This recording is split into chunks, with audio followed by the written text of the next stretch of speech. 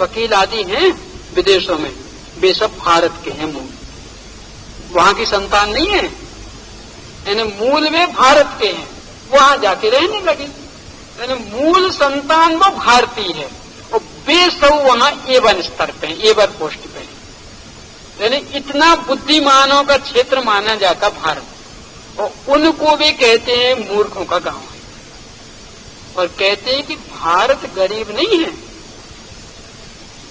पैसा कैसे खर्च करना ये अकल नहीं है इनके पास। क्या कहते हैं? भारत तो बहुत धनाढ्य है, पर पैसा कैसे खर्च करना है अकल नहीं है, तो यहां अकल की गरीबी है, पैसे की गरीबी नहीं। क्या कहना चाहते हैं उससे? कि पैसे रोटियां सेकने के लिए इनके पास ईंधन का अभाव हो, रोटियां सेकने को ईंधन ना मिले, गैस के भाव दिन दूने रात चौगुने बढ़ाते जाएं, अरबों खरबों मनो लकड़ी फिजूल, यानी जिस पर एक भी रोटी नहीं सिकने वाली, और फिजूल जला सकते पर्व के नाम पर, यानी पैसे घर में एक लकड़ी नहीं है कि जिसको जला के हम अपनी रोटी सेक ले दें, और पर्व के नाम पर एक आध नहीं, पूरे भारत की लकड़ियों का पूरा हिसाब लगाओ, अरबों खरबों टन इतनी लकड़ी मात्र पर्व के नाम पे लुटा सकते, जला सकते। वैसे कहते हैं कि नहीं बहुत पर्यावरण प्रदूषण बढ़ रहा, बहुत प्रदूषण बढ़ रहा, इसलिए जंगल मत काटो, जंगल मत काटो, तो ऐसे कोई भी जंगल की एक लकड़ी काट के लाएगा तो उसके ऊपर 1000 रुपए का जुर्माना लेंगे, और होली के नाम पर कहीं से भी आप लकड़ी इकट्ठी कर लाओ, देखो खुली छूट, कोई कुछ कह नहीं सकता। यानी किसी घर से तखत भी लेके चले जाओ ना होली के नाम पे, तो वो बेचारा केस भी नहीं कर सकता। होता तो पहले के जमाने जैसे बाहर अपने पड़े रहते ना और उठे जाते रहे, गाड़ियां उठ जाती रातों रात, किसानों की गाड़ियां उठा के होली पे रख देते, और कोई कुछ नहीं कह सकता। क्यों? धर्म की होली तो पर्व है, तो पर्व में तो सब छूट, यानी धर्म के नाम पर तुम सब कर सकते, यानी धर्म के नाम पर किसी की आजीविका भी बिगाड़ देवे तो बेचारा कोर्ट कचहरी में भी न्याय नहीं मांग सके, ऐसा गजब का भारत देश है। और घर में एक पाव दूध पिलाने के लिए पैसे ना हो बच्चे के लिए, और ग्रीटिंग कार्ड के रूप में 10-10, 20-20 रुपए के नहीं, 100-100, 200 रुपयों के ग्रीटिंग कार्ड के रूप में हम खर्च कर सकते हैं। वो घर में छोटा बच्चा है तो उसके लिए एक पाव दूध नहीं पिला सकते, क्यों? पैसे नहीं है ना साहब। तो ग्रीटिंग कार्ड, चाहे वो 1 जनवरी का हो, चाहे अपना दीपावली का हो, और चाहे अपना होली का हो, कितने कितने, और ऐसे वैसे नहीं। ये कभी ग्रीटिंग कार्ड देखा तो जयपुर में 1000 रुपए का एक ग्रीटिंग कार्ड, अपनी पत्नी को कभी 1000 रुपए की साड़ी ला के नहीं दी होगी, और दोस्त को 1000 रुपए का ग्रीटिंग कार्ड दे रहा। खाने के लिए घर में पैसा नहीं है, तो वो ग्रीटिंग कार्ड किस काम आएगा? तो जिस दोस्त को भेजेगा तो वो क्या करेगा? उसकी सब्जी बनाएगा कि रोटी बनाएगा? क्या करेगा? यानी भेंट में 1000 रुपए नहीं दे सकता, भेंट में इतना कागज का टुकड़ा भेज सकता। अरे भले आदमी रुपए दो तो कम से कम उसके काम तो आएंगे ना, पर रुपए नहीं दे सकता, कागज भेज सकता। क्या काम आएगा उसके? उससे उसका पेट भरेगा, उससे उसके बच्चे पलेंगे, उससे उसको अपना तन ढकने के लिए कपड़ा मिलेगा, लुटाते हैं इसमें। ऐसे मूर्ख है अपन, सोचो। मैंने भेंट में भी देना तो क्या देना, ये भी अपने को विवेक नहीं। सामने वाले से जिसकी आवश्यकता पूर्ति हो, उसकी आजीविका में कुछ योगदान मिले, ऐसी चीज भेंट में नहीं देंगे, वो ग्रीटिंग कार्ड भेजेंगे। अपने में भी यही धुन सवार हो गई। यानी कोई जिनवाणी हम नहीं भेज सकते नए वर्ष की शुभकामना के रूप में, वो ग्रीटिंग कार्ड। निर्वाण उत्सव की शुभकामना के रूप में जिनवाणी नहीं भेज सकते, ग्रीटिंग कार्ड भेज देंगे 100-100 रुपए के। अरे भली आदमी जिनवाणी भेजो तो वो पढ़ेगा, और ना जाने उसके घर में रखी रहेगी तो कितने लोग पढ़ेंगे। और तुम्हारा इतना कागज का टुकड़ा चला गया, क्या होने वाला उससे, किस काम आने वाला है? करते बस अपनी शान में मरे जा रहे हैं। तो विचार कर लेना कि ऐसी जो अपनी स्थितियां हैं, इन स्थितियों को लेकर के विदेशी लोग जो अपने को मूर्ख कह रहे हैं, तो अपने को मूर्ख कहलवाना कि नहीं कहलवाना, एक बार इस पर भी गंभीरता से विचार कर लेना। ऐसे रंगों का कि घर में इतना पैसा नहीं है कि अपने कपड़े धोने के लिए सामान्य सोडा भी खरीद ले गए, तो गंदे कपड़े पहन रहे। यहाँ भी ऐसे भारत में लोग नहीं खरीदने कुछ भी, साबुन सोडा नहीं खरीद पाते, पहने रहते गंदे कपड़े। और वे ही रंग के नाम पर 100-100 रुपए का रंग खरीद डालते है ना। जिनके घर में कपड़े धोने के लिए सोडा नहीं आ सकता, इतनी गरीबी है, वे मात्र रंग के नाम पर के नहीं, सब रंग है, रंग का त्योहार, तो बिल्कुल वो पूर्णिमा से लेकर रंग पंचमी तक 5 दिन तक तो चलना चाहिए ना। तो 5 दिन में रोज तो रंग चाहिए, तो जितना लगेगा उतना लगेगा। तो वे 100-100 रुपए का रंग खर्च कर सकते हैं, तो घर में 10 रुपए का सोडा नहीं आ सकता। यानी कहां अपना विचार जा रहा, अपनी दृष्टि कहां जा रही? ये बुद्धिमत्ता की निशानी है कि अपनी मूर्खता की निशानी है? गहराई से विचार करना। 2 चीजें होती हैं, एक साक्षरता और एक शिक्षितता। यानी एक साक्षर व्यक्ति और एक शिक्षित व्यक्ति। किसे कहते साक्षर और किसे कहते शिक्षित? क्यों भी राजा, आप साक्षर हैं कि शिक्षित हैं? ये बोलेंगे, बोलो आप साक्षर हैं कि शिक्षित हैं? साक्षर, शिक्षित नहीं हो। किसे कहते शिक्षित और किसे कहते साक्षर? हाँ हाँ, यानी अक्षर ज्ञान हो जाना, किताबी ज्ञान हो जाना, शास्त्रों का ज्ञान हो जाना, ये तो साक्षरता कहलाती। और हित अहित का विवेक जागृत हो जाना, ये शिक्षितता कहलाती। तो साक्षरता तो बड़ी है, क्योंकि ये लड़की पहले कहां पढ़ती थी। अभी इनकी दादी वगैरह को देखो तो अंगूठा छाप होंगे, और इन लोगों को देखो तो कोई डॉक्टर है, कोई इंजीनियर है, कोई सीए है, कोई कुछ है, कोई कुछ है।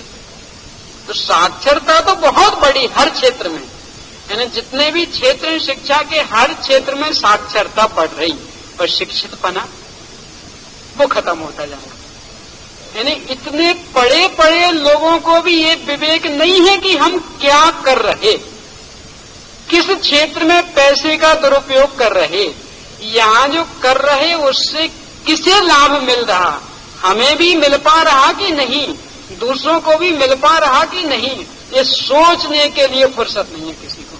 बस अंधी दौड़ में, भेड़िया धसानी दौड़ में दौड़ ही जा रहे, सब कर रहे तो हमें भी करना। अरे तुम शिक्षित हो ना, तो हिताहित का विवेक तो करो ना। क्यों भाई भेड़िया धसानी कर रहे कि एक भेड़ गिरी तो सब बराबर धसा दो गिरती जाएंगी? भेड़िया धसानी तो समझते होंगे ना? क्यों भाई राजा, समझते हैं? भेड़ों का एक स्वभाव होता, वो जब भी चलेंगी तो एक कोई भेड़ हो जाएगी सबसे आगे और बाकी लाइन बार उसके पीछे, और वो एक आगे की जहां जाए वो पीछे की बिल्कुल आंख बंद करके उनका अनुकरण करती जाएंगे। अब वो यदि आगे की एक भेड़ कुएं में गिर जाए तो वो पीछे की धमाधम गिर जाएंगे। यानी सोचने के लिए किसी को फुर्सत नहीं, बस आगे की जहां जा रही वहां हमें जाना। अब वो कुएं में गिरे तो कुएं में गिर जाएंगे, बावड़ी में गिरे तो बावड़ी में गिर जाएंगे, जो भी करेगी कर देंगे, हमें तो उसका अनुकरण करना। तो अपन भी यही कर रहे हैं कि साहब इनने क्यों किया, इनने होली खेली तो हम भी खेलेंगे, इनने ग्रीटिंग कार्ड डाला तो हम भी डालेंगे, इनने रंग लगाया तो हम भी लगाएंगे। पर क्यों लगाना, कैसे लगाना, किसे लाभ मिलेगा, किसे हानि होगी, ये सब सोचने की भी तैयारी अपनी रंच मात्र नहीं है। तो वो लोग कैसे शिक्षित कहें? अरे इससे अच्छे तो वे बिना पढ़े लिखे लोग थे कि जिनमें सोचने विचारने की क्षमता नहीं थी, तो उनके ऊपर ये तो आरोप नहीं आता था कि तुमने पढ़ लिख करके क्या किया। क्या करे बेचारे, बिना पढ़े लिखे थे इसलिए नहीं सोच समझ सकते थे। तो जो काम बिना पढ़े लिखे लोग करते थे, यदि वही काम पढ़े लिखे लोग कर रहे, इस पढ़ाई लिखाई में हजारों लाखों रुपए बर्बाद करके और अपने अनमोल जीवन के 25 वर्ष बर्बाद करके क्या कमाया? इसलिए तो वो मूर्ख ही था। ये अंगूठा छाप ना विचार ने 25 वर्ष अपने बर्बाद किए थे, ना हजारों लाखों रुपए बर्बाद किए थे। जो उसका रूटीन चल रहा था। तो यदि कुछ अपन ने किया है ये सब पढ़ने के नाम पर, तो उसका कुछ विवेक तो जगना चाहिए ना, उससे हिताहित की बुद्धि तो जगना चाहिए ना कि हम किस उल्टी लाइन पर दौड़े जा रहे हैं। ये अपनी और देश की बर्बादी के काम हैं कि अपने और देश को उन्नति की ओर आबाद करने के काम हैं? यानी भुखमरी बढ़ाने के काम हैं कि भुखमरी मिटाने के काम हैं? ये आतंकवाद फैलाने के काम हैं कि आतंकवाद मिटाने के काम? सोचो कितना आतंक फैलने वाला। अभी देखना होली के दिन, देखो सब निकलना पड़ेगा आपको। आते वो अपनी फौज लेके पूरी, सब निकल आओ, देखो अगर निकल आओ हमारी टीम में शामिल हो जाओ, चलो होली खेलने आ जाओ। नहीं आओगे, देखो हम दरवाजा तोड़ देंगे, आ जाओ चुपचाप। बोलो कितना आतंक फैलाते, देखा होगा ना कितना आतंक फैलाते। तो ये जो अपनी हरकतें हैं, ये आतंकवाद मिटाने की हैं, इन छोटे छोटे बच्चों को और आतंक बढ़ाने की शिक्षा दे रहे हैं। यानी वे भी ये सीख लेते कि यदि हमें किसी को अपनी बात मनवानी है तो ये तरीका है ना, यदि ये हमारी बात नहीं मानते तो दरवाजा तोड़ दो। अब चूंकि नशे किए हुए 20-25 जवान लड़कों की फौज, तो एक एक लात भी मारेंगे दरवाजे में, दरवाजे टूटने में क्या देर लगनी।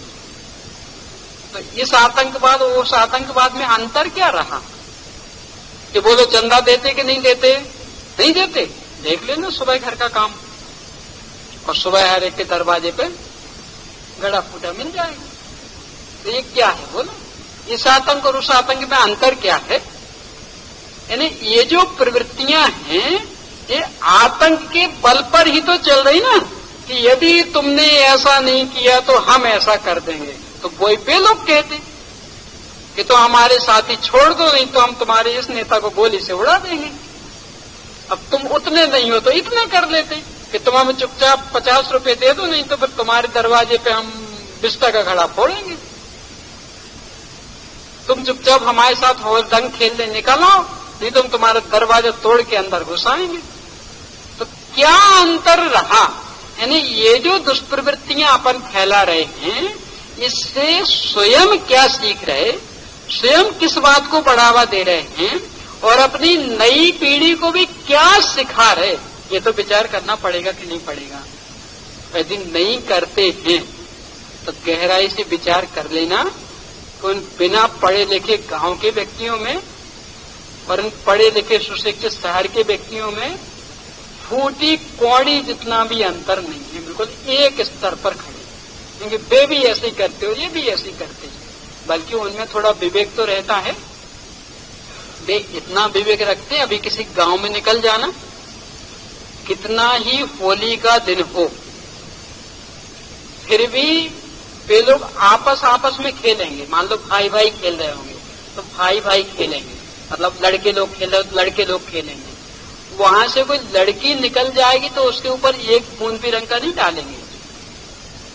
और इन शहरों में या तो हम लोगों जैसे भी निकल जाए तो एक आध पिचकारी तो पड़ ही जाएगी।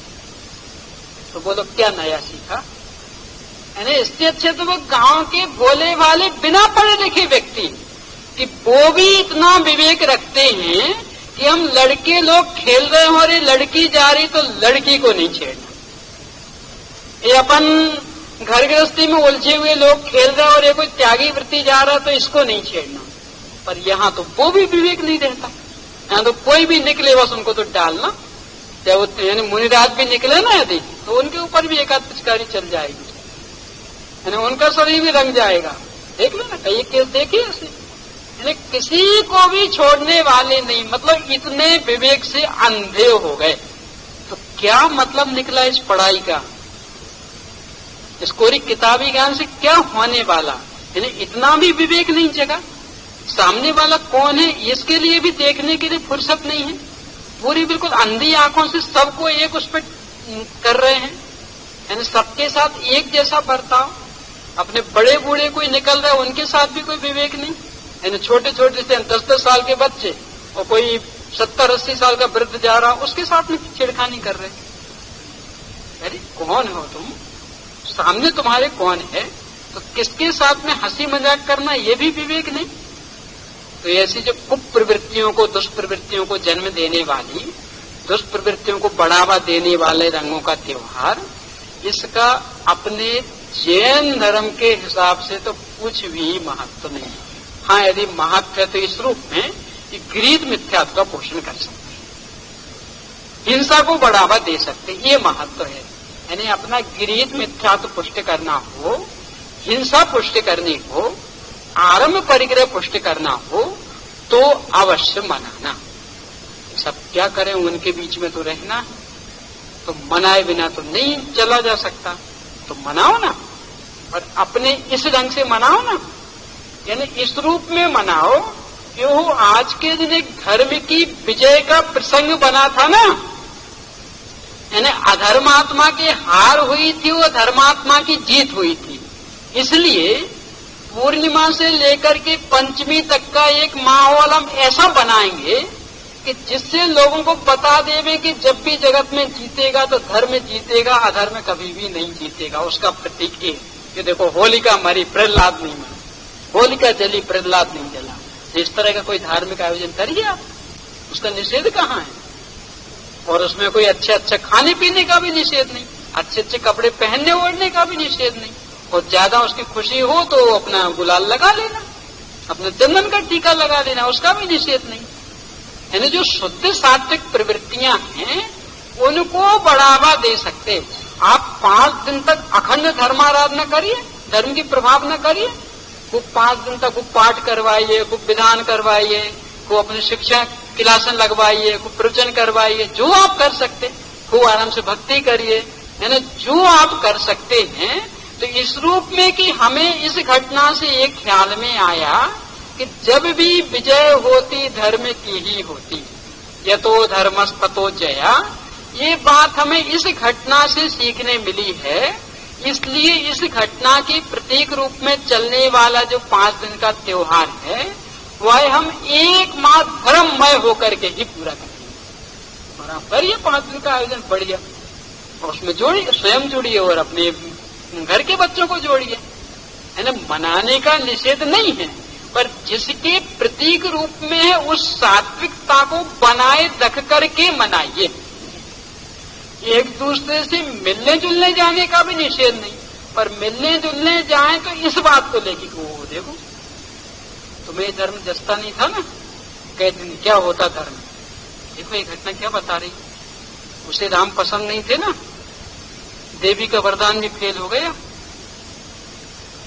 और इसे राम पसंद थे तो देखो कैसा भाग्य जगा कि इसे तो कोई देवी का वरदान नहीं था और वो वस्त्र इसके ऊपर आ गया। तो ये घटना इससे देख लो कि धर्म की सत्ता है कि नहीं, जीत किसको मिलेगी सीख लो। तो यदि कोई ऐसा अनास्तिक व्यक्ति दिखता है तो इस घटना के माध्यम से परस्पर में चर्चा करके उसकी भी धर्म में आस्तिक बुद्धि स्थापित करने का प्रयास करो। इस रूप में आप मिलो, खूब नाते रिश्तेदारों से मिलो, मित्रों से मिलो, जो भी अपने मेलजोल कर सकते तो मिलो। उस समय ये चर्चा करो कि देखो ये जो घटना घटी ये बता रही है कि धर्म नाम की कोई चीज है, और जब भी विजय होगी वो धर्म की ही होगी। अधर्म से आप अत्याचार बढ़ा सकते, अन्याय बढ़ा सकते, अनीति फैला सकते, पर एक ना एक दिन उसे हार खानी ही पड़ेगी।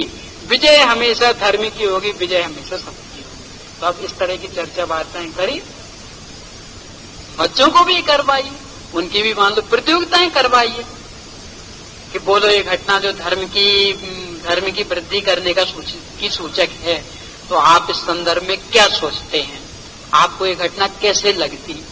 इसलिए कह रही हूं कि ये कहानी उनको बचपन से पढ़ने मिली, यानी तीसरी चौथी कक्षा की पुस्तक में ये कहानी पढ़ा दी जाती, तो वहां से कहानी पता है कि वास्तविक होलिका दहन क्या है। यानी उन्हें पता है कि होलिका जो कि राम को नहीं मानती थी, वो देवी का वरदान था, वो जल गई, और प्रहलाद जो कि राम को मानता था, यानी भगवान का भक्त था, इसलिए बच गया।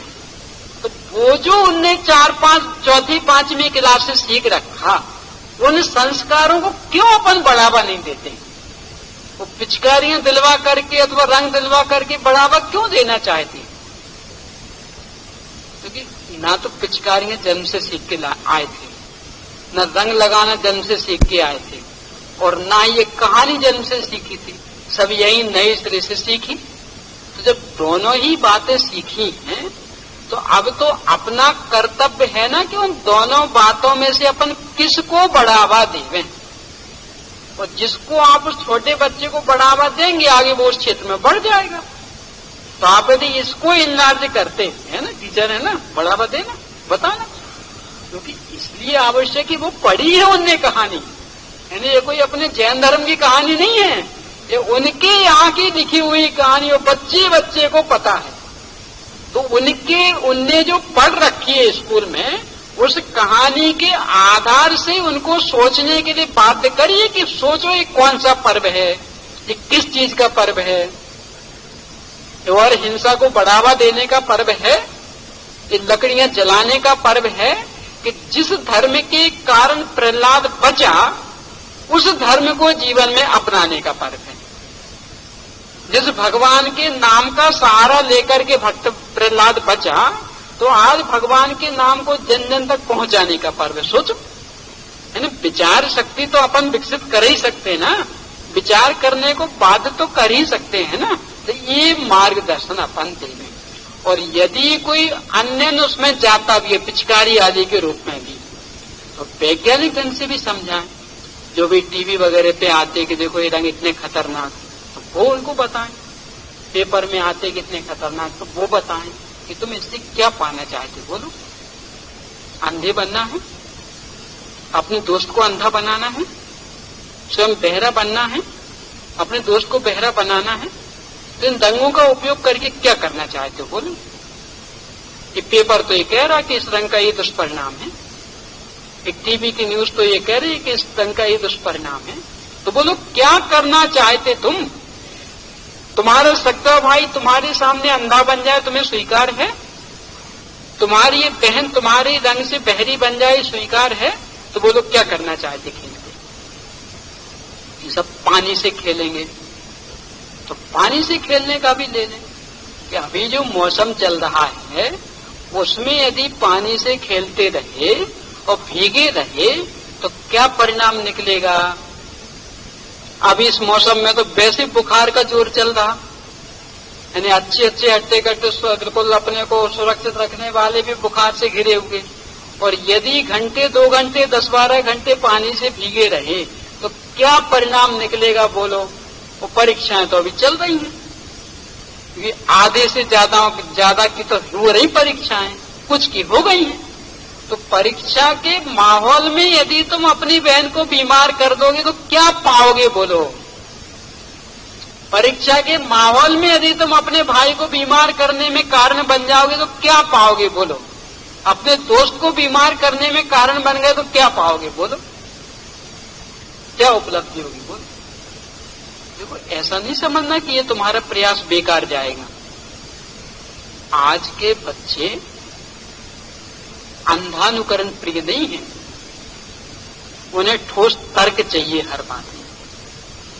आप ऐसे कहोगे कि नहीं ये नहीं करना, तो मानने वाले नहीं है, पर आप उनके सामने पूरी परिस्थिति खड़ी करके कहोगे कि भाई अब स्वयं विचार करो कि उचित क्या हो, अनुचित क्या। तो आज के बच्चे में इतनी तर्कना शक्ति है कि वो तर्क वितर्क के माध्यम से सही निर्णय कर सकता है कि क्या करने लायक और क्या नहीं। और यदि उसे बात जच जाए, तो स्वयं तो उससे पूर्णतया हट ही जाएगा, ना जाने अपने कितने मित्रों को हटा देगा। ये अकेले जैन बच्चों के संदर्भ में नहीं करी, मैं अजैन बच्चों का मैंने स्वयं देखा। एक बार दीपावली के अवसर पर भीलवाड़ा में थी, राजस्थान में भीलवाड़ा है, वहां थी। दीपावली के पहले मतलब दशहरे से कार्यक्रम शुरू हुआ था और दीपावली के पंचमी तक मेरा वहां कार्यक्रम था। तो वहां पास में ही मैं जहां रुकी थी और जहां मंदिर में कार्यक्रम था उसके बीच में एक स्कूल पढ़ता था, अजैनियों का, जैनियों का नहीं था, स्कूल पढ़ता था। पर आते जाते वो लोग देखते तो, और प्रवचन में ऐसे माइक वगैरह बाहर के लगे थे, अपन तो विषय तो आम पब्लिक में सरल ही लेते, वो सुनते थे। तो हेड मास्टर थोड़े प्रभावित हुए, तो एक दो बार से चर्चा करने आए, तो काफी अच्छी लगी उनको। पर एक दिन निवेदन करने आए अपने पूरे डेपुटेशन के साथ में, ये सब हमारे स्कूल के बच्चों की अब दीपावली की छुट्टियां होने वाली हैं, तो आप उनको थोड़ा संबोधन दे दें। तो मैंने भी अपने पंचों से मतलब अपने जो जैन समाज के थे मुखियाओं से बात की, कभी कोई समस्या ना बन जाए। तो नहीं, ऐसा कुछ नहीं है, बहुत सहृदयता से सब लेंगे। तो स्वीकृति दे दी। अब विचार है अजैन बच्चों के बीच में क्या बताया जाए, उन्हें क्या पता। तो सोचा कि क्यों ना इस दीपावली के संदर्भ में ही बता दिया जाए। तो बताते बताते बताते पटाखे की बात आ गई सामने। तो कहा सोचो क्या कर रहे हो, यानी इससे लाभ किसका होगा बोलो। एक साधारण से गरीब घर के बच्चे ने 100 रुपए के पटाखे जला लिए, क्या मिल जाएगा उसको? 1 सेकंड का खेल है, इसके बाद तो सारा खत्म। अरे 100 रुपए की यदि कोई ड्रेस लोगे तो कम से कम 1 साल तो पहनोगे। 100 रुपए की मिठाई खाओगे तो कुछ शरीर को लगेगी तो। 100 रुपए किसी अपने मित्र को गिफ्ट में दोगे तो वो हमेशा याद तो रखेगा। ये जला डालोगे तो क्या मिलने वाला, और दुर्गंध भी कितनी और रिस्क भी कितनी। यदि उस धुएं से किसी की आंख वहीं खत्म हो गई तो, यदि किसी के कान बहरे हो गए तो। और ऐसे कई तर्क देके समझाए, कहा ये नहीं कि तुम छोड़ो, और फिर मेरा अपना पूरा होगा।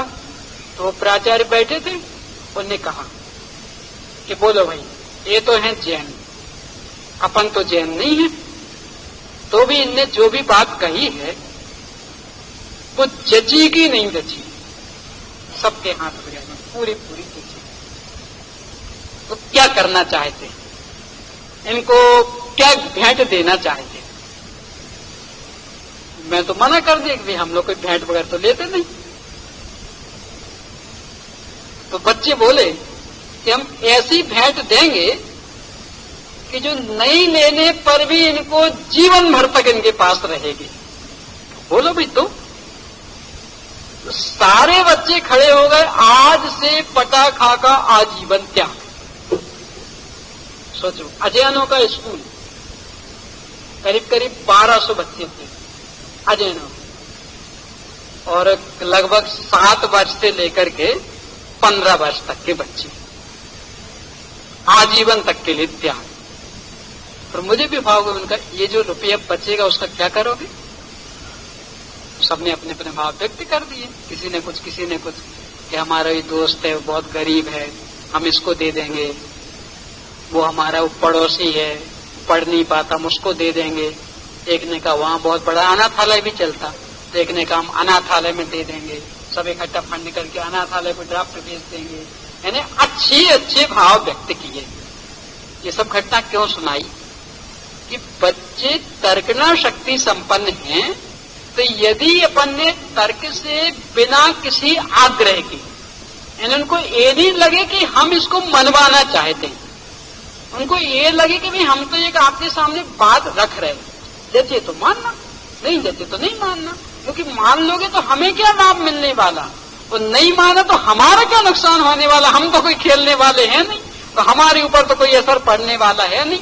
तो उनको ये जच जाए कि ये किसी दुराग्रह के बिना मात्र एक सुझाव अपना रख रहे हैं, मात्र हमें सोचने के लिए एक विषय दे रहे हैं, और ये जचे और फिर यदि वो सोचने को तैयार हो जाएं, तो नियम से समझना कि यदि थोड़ी भी सोच शक्ति उस बच्चे में होगी तो इस दुष्प्रवृत्ति को नियम से छोड़ देगा। क्यों मेरा जाओ, क्या अपेक्षा रखती हूं आपसे, बोलो तो जच रही बात की नहीं, जच रही, छोड़ दोगे? शाबाश, देखो एक उदाहरण में मिल गया। तर्कना शक्ति संपन्न है ना भाई बच्चे, हिताहित का उनको बहुत अपने से ज्यादा विवेकी है। अभी एक पाठशाला में पढ़ने वाला 6 साल का बच्चा, और उसे तर्क युक्ति से समझा दिया जाता कि ये आलू अनंत अनंत जीवों का भंडार है, तो वो माँ से विरुद्ध पढ़ के, पिता से विरुद्ध पढ़ के रूखी रोटी खाने को तैयार हो जाता, पर आलू की सब्जी नहीं खाता। तो ऐसे कितने केस हैं सामने। माँ डांटे, पिता डांटे, ये भी धमका कि हम कुछ नहीं बनाएंगे, और बनेगी तो ये सब्जी बनेगी, तुझे खाना हो तो खा, नहीं खाना तो मत खा। तो वो अकेले रूखी रोटी खाने को तैयार हो जाता, दूध रोटी खाने को तैयार हो जाता, नमक रोटी खाने को तैयार हो जाता, पापड़ के साथ खा लेता, पर आलू नहीं खाता। किसके बल पे? उसे बात जच गई ना। यानी इतना अच्छा युग भी है कि यदि इस बच्चों की उम्र में वो बात जच जाए तो फिर उन्हें कोई बात नहीं कर सकता, फिर कोई गलत मार्ग पर ले नहीं जा सकता। तो अपना कर्तव्य क्या है कि बस उस बात को विकसित करें, यानी इस रूप में उनके सामने रखें कि उन्हें ये भी ना लगे कि ये कोई हट है इनकी, यानी वो ये कह देंगे नहीं इस बार तुम नहीं खेलना, तो क्या लगे कि ये बस अपनी बात रख रहे हैं। आप सोचो, स्वयं विचारशील हो, सोचो, यदि अच्छी लगती हो तो मानो, नहीं लगती हो तो अपनी अपनी करनी का फल हर एक को मिलना है। तो इस रूप में यदि अपन बताएंगे